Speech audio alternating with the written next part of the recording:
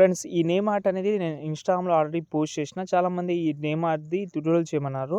దీని గురించి నేను ఒక విషయం చెప్తాను. ఫస్ట్ అయితే ఈ నేమ్ ఆర్ట్ అయితే చూద్దాం.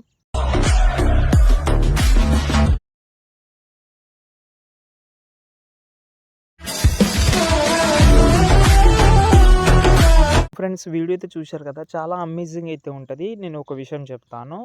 ఒకవేళ మీ దగ్గర అంటే మీ ల్యాప్‌టాప్ కానీ ఇలాంటివి ఉంటే నేను ఆఫ్టర్ ఎఫెక్ట్ ప్రాజెక్ట్ కావాలంటే ఇస్తాను. డిస్క్రిప్షన్‌లోనే పెడతాను.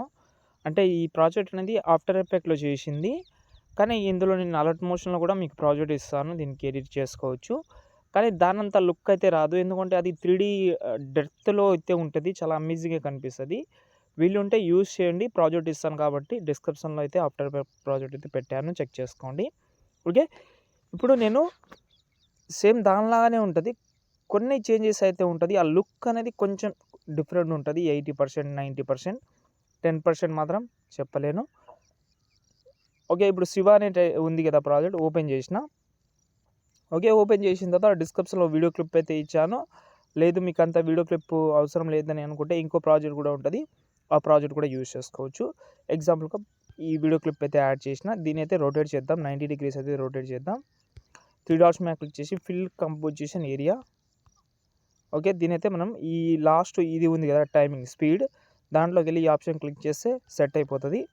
ఇప్పుడు దీన్ని మనం ఏం చేద్దామంటే ఆ వీడియో క్లిప్ తీసుకొని బ్లెండింగ్‌లోకెళ్ళి లైటింగ్‌లోకెళ్ళి స్క్రీన్ చేసుకోండి. ఓకే. స్క్రీన్ చేసిన తర్వాత ఇప్పుడు చూద్దాం. ఇలాగైతే వస్తది స్టార్టింగ్‌లో బాగానే వస్తది.